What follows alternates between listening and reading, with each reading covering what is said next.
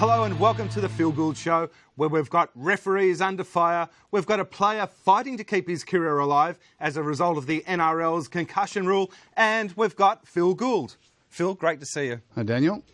Phil, the referees, they're copying it, and through technology, people at home are hearing it on their television. What's the answer? I've never been a fan of having referees mic'd up on the field. I understand that referees have got to have now communications with the technology upstairs and perhaps even with their linesmen and those that tip and advise to them. I just don't think that broadcasters need to play it, and I don't think we as fans and spectators need to hear it. The problem is we've done it for so long now. Once you give the public something, they want to keep that access to it. But it's an access that I've always thought was very unfair on the referees and the players. I like to keep a certain mystique about what happens on the field. And certainly the conversations between players and referees, in a lot of instances, deserve to be private out there. They need to be able to communicate with each other on equal footing and talk to each other like men. Unfortunately, the sort of scrutiny now we have on them because of these microphones, I think makes that very difficult. Based on what we're hearing, are the referees being respected by the players? Oh, look, I think referees have great respect from the players, and I think it works the other way too. I think that the referees respect the players as well.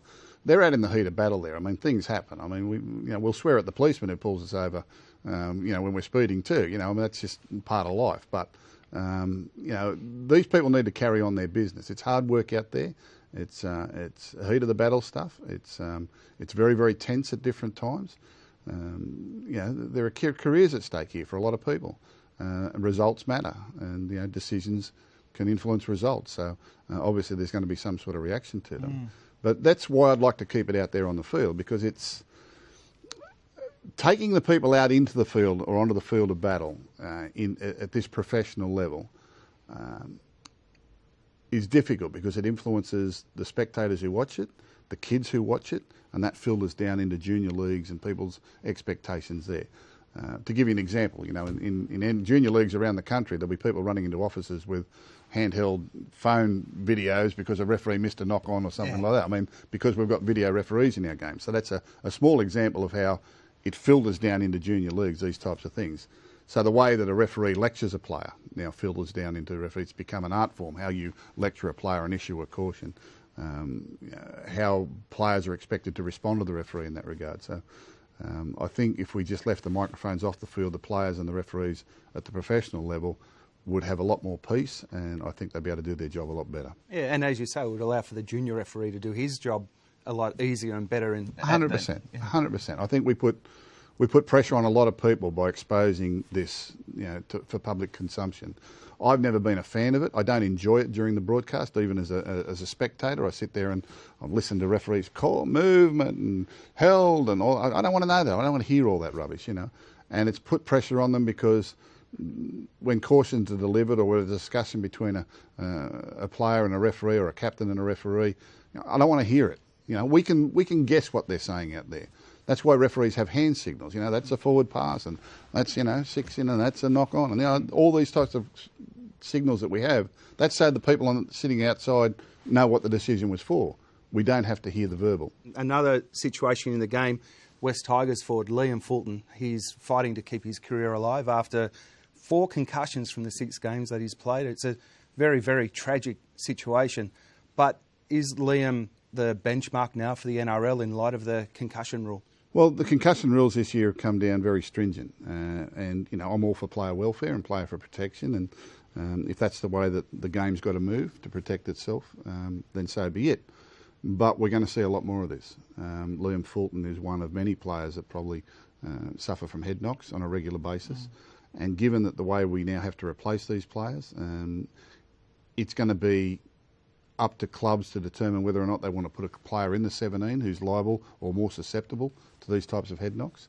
That conversation you have with a player because of a serious injury that his career should be over and he should be considering retirement is a difficult one. But that's going to come into insurance and payouts and career-ending injuries, and it'll just be interesting to see where concussion fits in all that, and players at the back end of their career, whether or not concussion is going to be a justifiable reason for retirement so far as insurance and getting payouts, and then how that's going to affect clubs with the management of their funds and their salary caps and all that thing as well. The other big issue coming in at the moment is this Medicare issue with the clubs and Medicare not covering professional sports people, which I think is about to blow right up. And really, they should. I mean, if you look at Medicare, they are entitled to be looked after. It's similar to a workers' compensation. Well, it's up to the NRL to take that up on behalf of the players in the game, and I think that the other professional codes will all join forces there. I find that quite extraordinary, but that's getting away from the Liam Fulton situation. We're going to see more of this. We're going to see more players probably forced to reconsider their careers because of this head knock and concussion situation. It's very stringent medical standards now, and it's going to put players at risk. If they are at risk, and some players are, some players handle knocks a little bit better than others. It's nothing to do with toughness or resilience or anything like that. It's just genetics. It's just human nature, you know. But it's going to be difficult in the years ahead how we handle this. You made a good point too. I mean, it's about the individual, about the human as well. I mean, Liam Fulton's now wondering what he's going to do with his life. Absolutely, and that's that's why we work so hard these days. I know from our club's perspective, 95% of our playing roster, and we've got 130 kids on contract from 15 years of age through to first grade. 95% of those are in schools or TAFE courses or university courses or apprenticeships, and you've got to have a plan B option because there are many ways now your career can be over.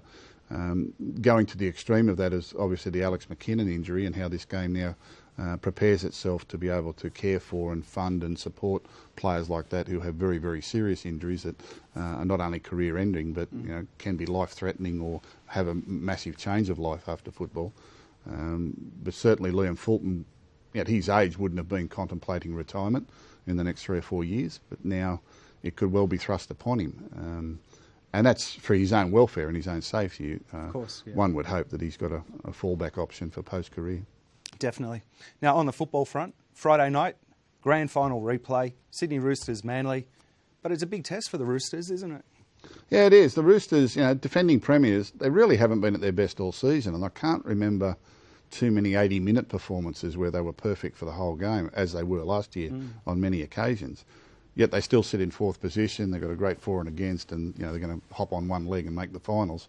But playing Manly at Brookvale just might bring the best out in them. These two teams played 2 classic finals matches last year. The semi-final 4-0 was an unbelievable game, and of course the grand final was one of the best we've seen in modern times. So I think it'll bring the best out in each other. I think they're class players. You've got probably the best forward pack in the competition with the Roosters, easily the best back line in the competition with the Manly side.